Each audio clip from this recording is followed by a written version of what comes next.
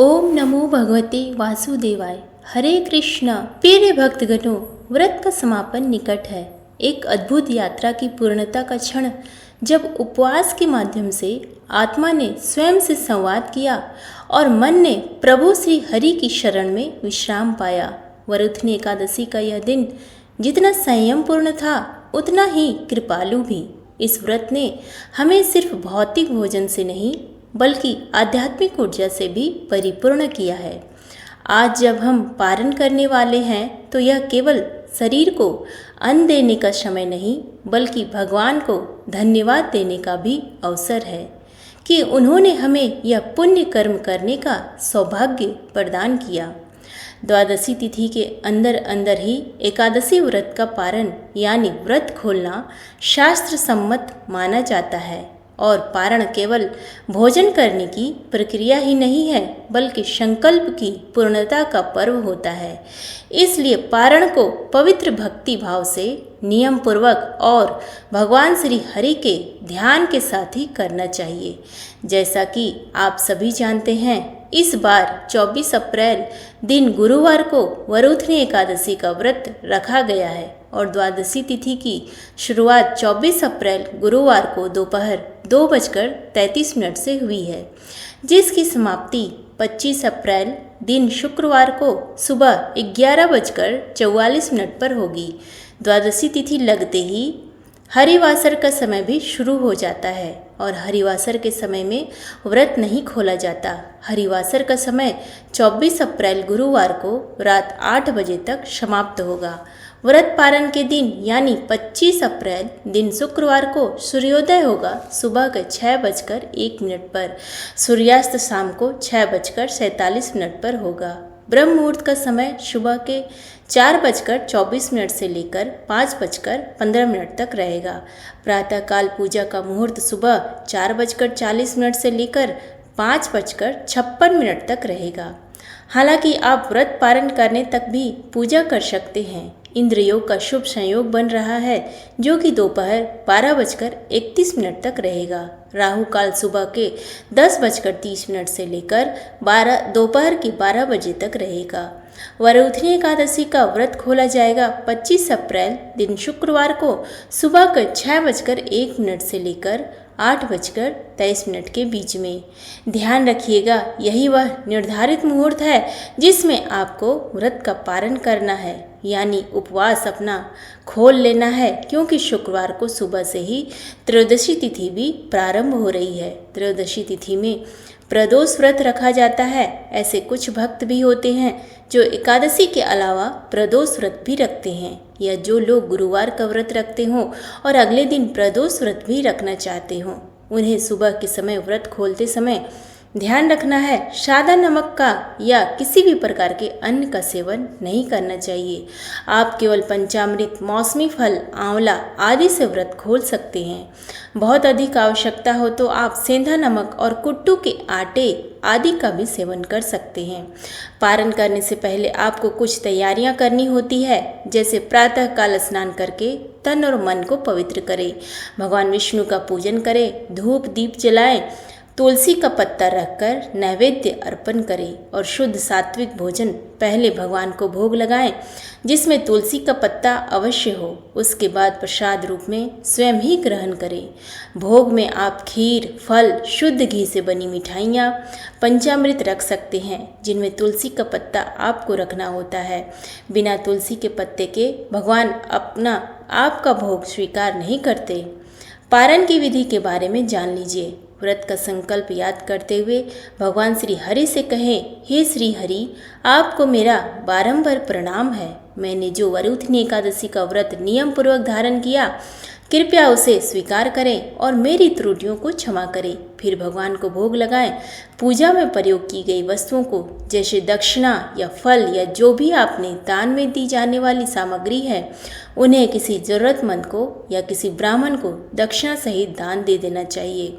अगर संभव हो तो द्वादशी तिथि को स्वयं भोजन करने से पहले किसी ब्राह्मण को, किसी साधु वैष्णव को या फिर किसी जरूरतमंद को घर पर बुलाकर भोजन कराएं। इसके अलावा गाय को हरा चारा और सात्विक भोजन भी आप दे सकते हैं। ऐसा करने से व्रत का फल कई गुना बढ़ जाता है। फिर स्वयं सबसे पहले तुलसी का पत्ता और जल ग्रहण करें, उसके बाद सात्विक भोजन ग्रहण करें।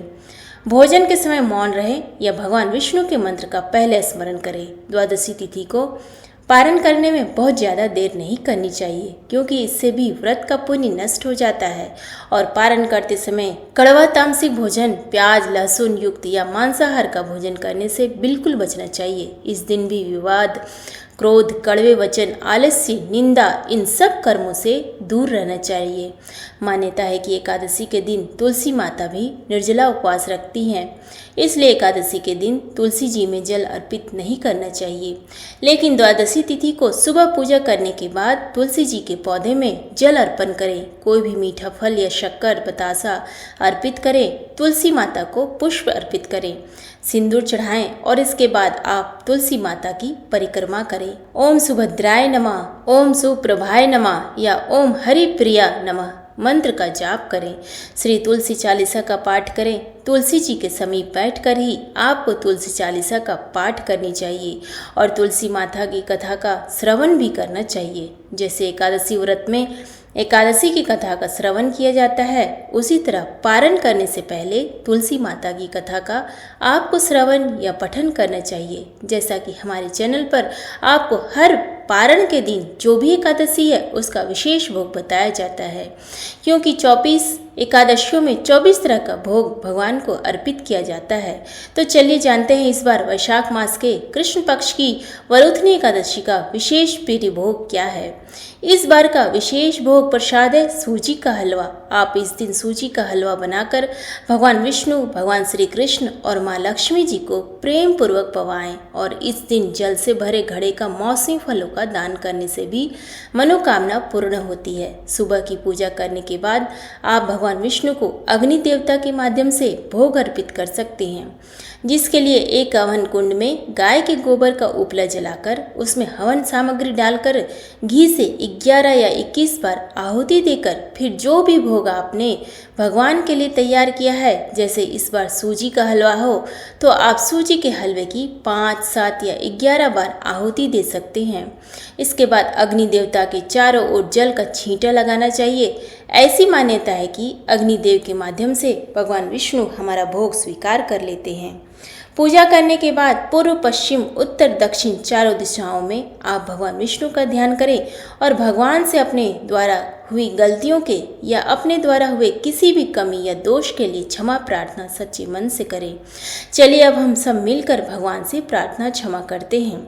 उसके बाद आप सुनेंगे पारण के दिन सुनी जाने वाली तुलसी माता की कथा।